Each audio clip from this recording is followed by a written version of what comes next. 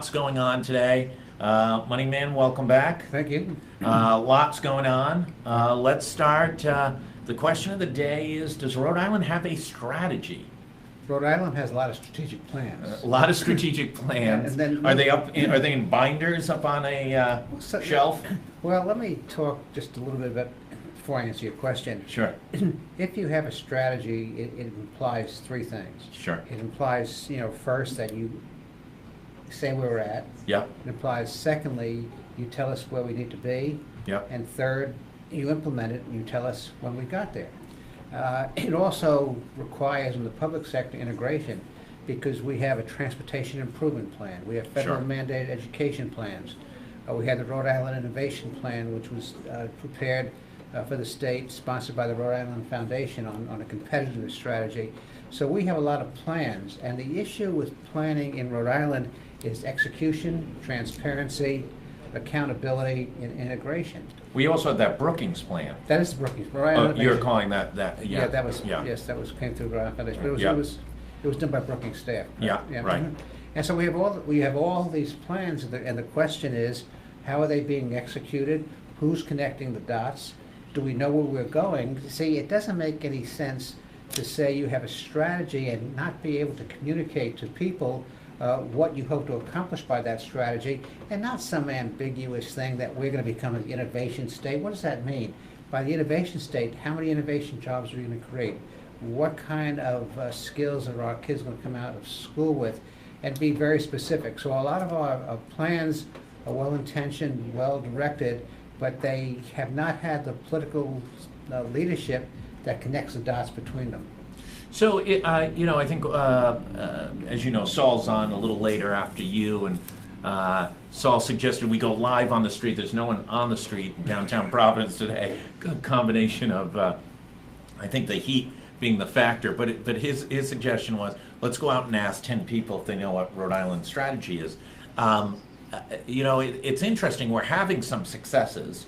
The airport's clearly becoming a very significant success with a number of new airlines flying in. And really, if you really think about it, changes the way you can be able to do business in Rhode Island. I can fly to Europe without, the addition of a day almost tagged on to go through Boston between coming and going and all the commuting and et cetera.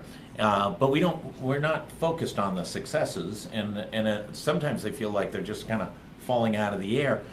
On the stumble areas that we're having, let's talk about those. We've talked a little bit in the past about where we're putting our money and our resources. Are we putting our money and our resources in the right place? Well, I don't think so, and this is the point I want to make earlier about connecting the dots. Excuse me. So we had the Rhode Island Innovation Plan and the Brookings Plan. Sure. And it suggested a competitiveness strategy based on innovation. And then we look at Commerce Rhode Island, which is the agency responsible for implementing the Economic Development Plan, and we find out that we're spending an inordinate amount of resources, at least in my opinion, on hotels, on building office buildings, apartment houses. There's a little bit about that in the Brookings Plan, but it's not a strategy based on real estate. Correct. And then you begin to look at some other numbers. The Revenue Estimating Conference met recently, and they do an economic forecast, a consensus economic forecast among the legislative and executive branches.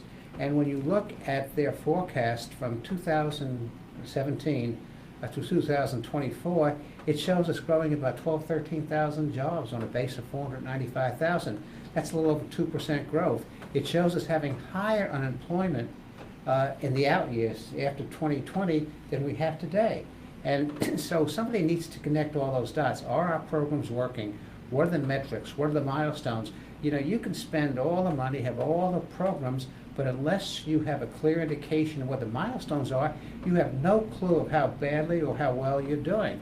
Good example, I just want to take one more point, in commerce. So they're passing out all this money for real estate.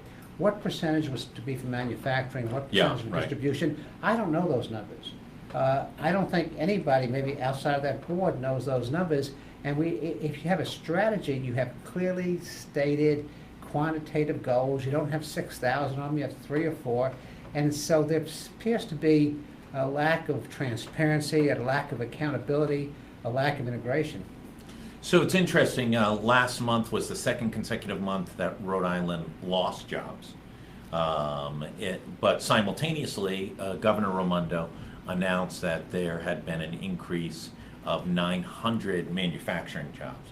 And we did a little digging into that. I'm not sure we're all the way to bottom yet, but it was interesting. It was not completely driven, and actually there's only a small portion of it, was General Dynamics positioning.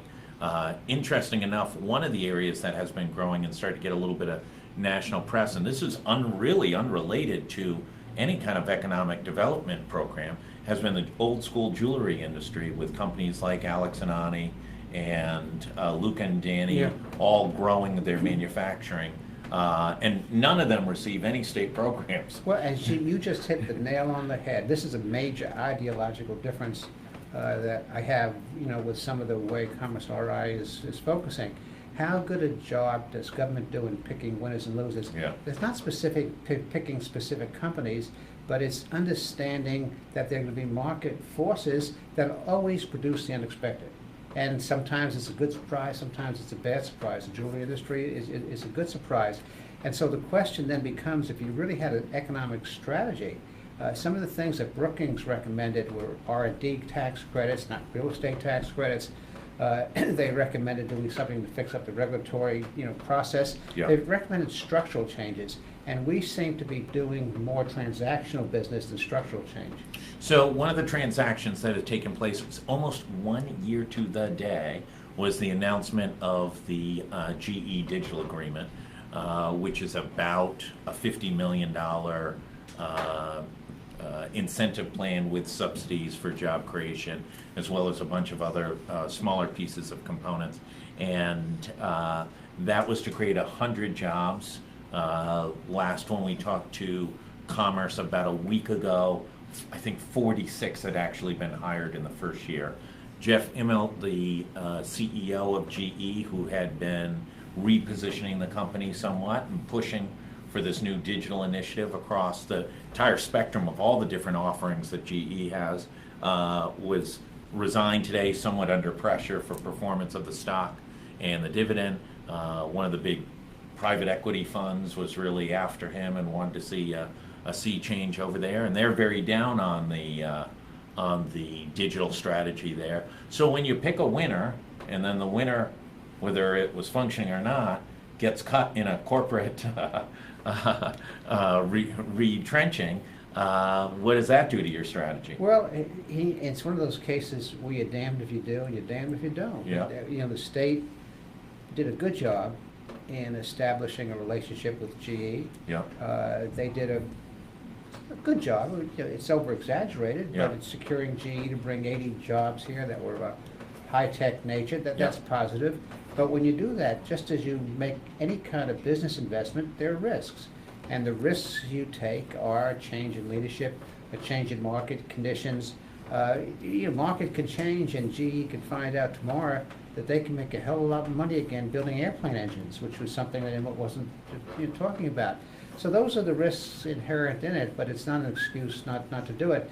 The one positive thing, if there's any positive news, and if this doesn't work out, it's not a big number. Yeah, no. It's not like GE locating a plant here and then all of a sudden closing the plant. Right. That would hurt. So to put it in perspective, it could be bad news. It may not be bad news, but that's not an excuse not to have done the deal. He was the commencement speaker at Bryant this year. Now, there's no, there's the famous jinx that if you're on the cover of the Madden video game, you get injured that year. And there's no correlation that if you're the commencement speaker at Bryant, it's a jinx. Oh, no. Okay. Next year we'll get the new CEO. Yeah, that's right. Let's go to the Statehouse. We're in the final weeks. They're all going to be as happy can be. It's 100 degrees in the Marble Dome. That's good. And we really don't know exactly everything that's going to come out this year. I think we've got a couple indications. We've got an indication that the speaker is adamant about a 6-year phase out of the auto tax. But beyond that, there's some other issues, and let's talk about that. One of them is the governor's college funding program. She has invested a lot into this. She has said it's her #1 priority. She has enlisted the Democratic Governors Association to spend hundreds of $1,000s in media to support it.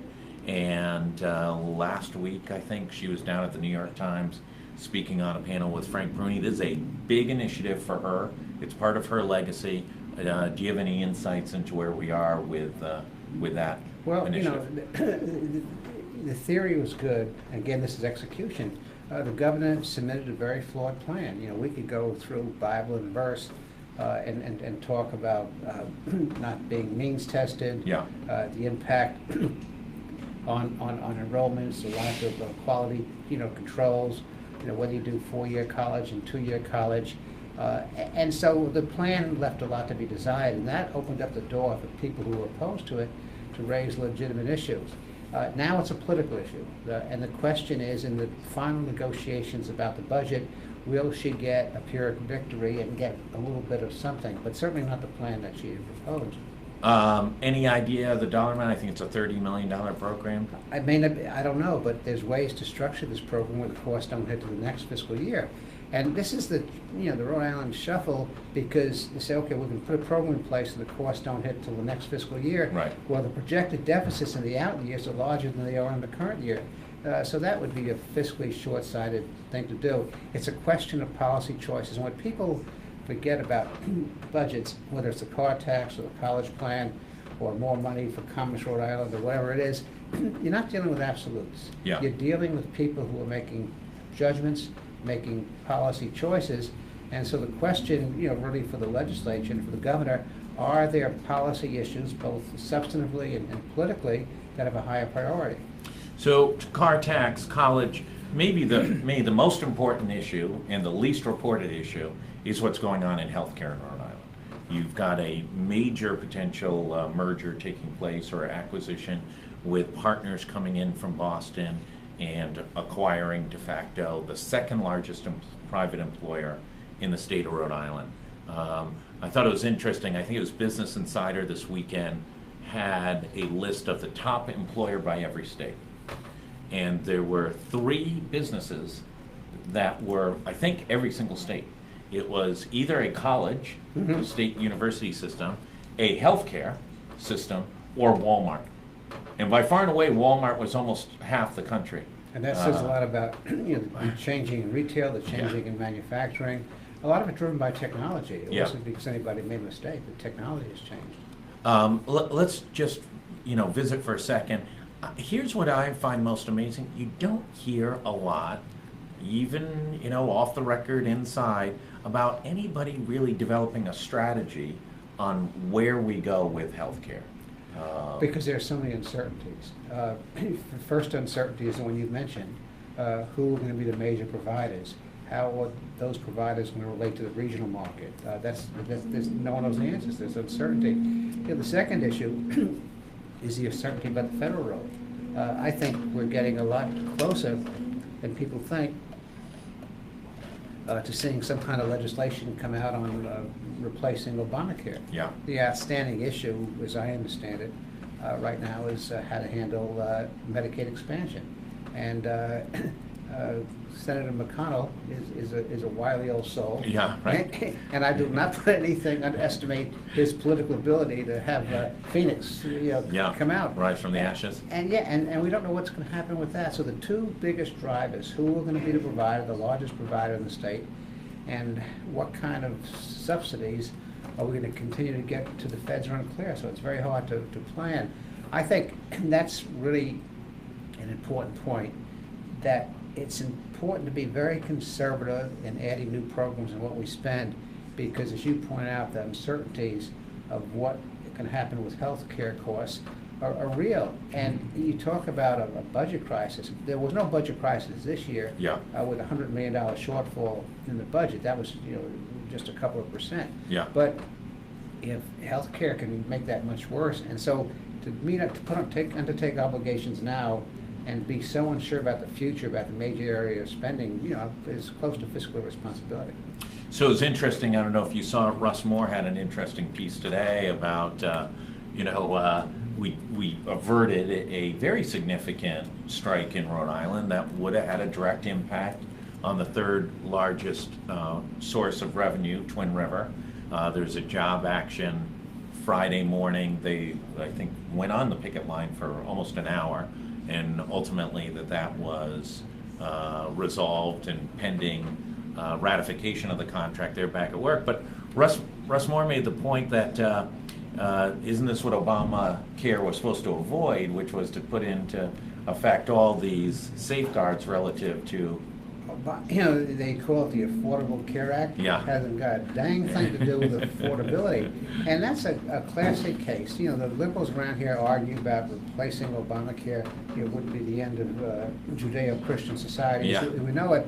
You know, just the opposite. You have workers, certainly not high-paid workers, at Twin River, Yeah. seeing what's happening to their premiums and the deductibles.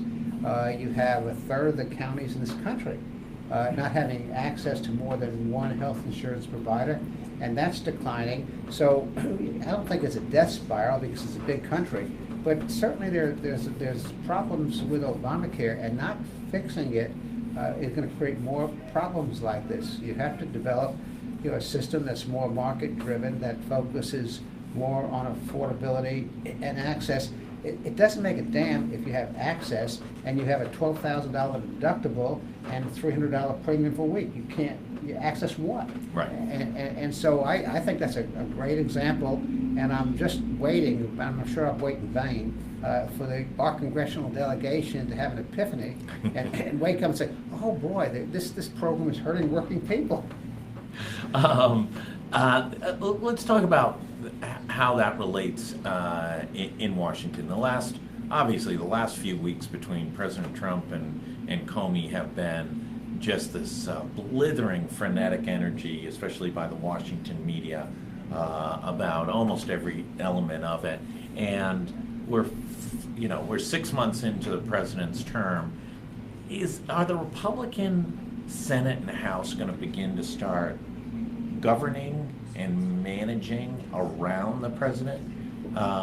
They seem a little, it doesn't quite appear that they realize that they have pretty significant majorities in both houses. Well, they realize they have majorities. Unfortunately, in some cases, there are differences of opinion within the majority, and there's not presidential leadership.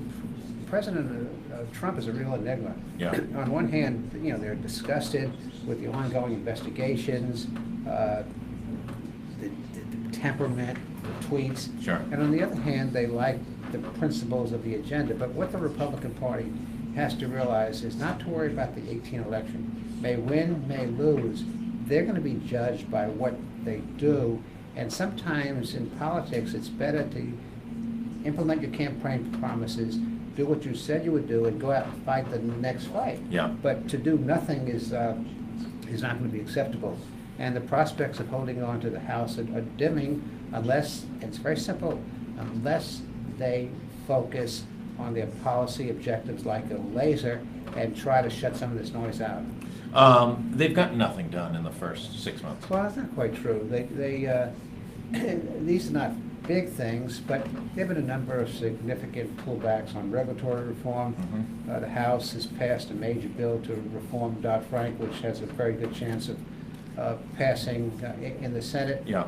So, you know, they were now authorized a new member of the Supreme Court, confirmed a new member of the Supreme Court. So there are things that are being done, but the big things, tax reform, infrastructure, and health care has no progress to date. And unless there is progress on those issues, there could be political consequences. We've touched on the substantive things. Let's go to the political things. It is June of 2017. We are a long way from a gubernatorial election. We've got lots of people making pretty loud noise. I mean, boy, oh boy, Lincoln Chafee could not be working the crowds pretty much any more than that. He was with us a week ago, then NPR, then firing over comments this past week to us on a story that ran today, and the Raimondo Democratic Party firing back. Joe Trillo's banging some drums. Alan Fung was on Go Local Live last week. I'm probably forgetting a couple other potential. That's a pretty good cast of characters. That's a pretty good cast of characters. First of all, it's early, and they're making a lot of noise. Why is it so loud so early? Well, it's loud for one obvious reason. People are not very happy about the direction of the state. You know, the polling that we do at the Haskell Institute, Sure. With Joe Fleming, shows that only about 40% think the state's moving in the right direction. I think in some private polls, some of the politicians have the numbers maybe a little bit higher. Yeah. But it's well below 50%. Yeah. So the people don't think that they're moving in the right direction. The people are also influenced by the national noise. There's a dissatisfaction, and this is international.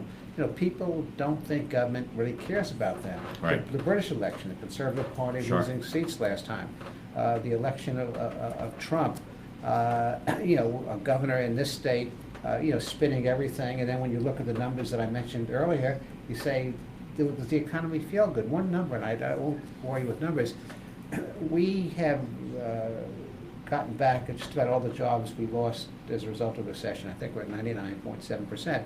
But 45% of those jobs pay less than $35,000. Oof. Okay? So Say that number again. 45% less than 35,000 of the jobs that we lost that we brought back.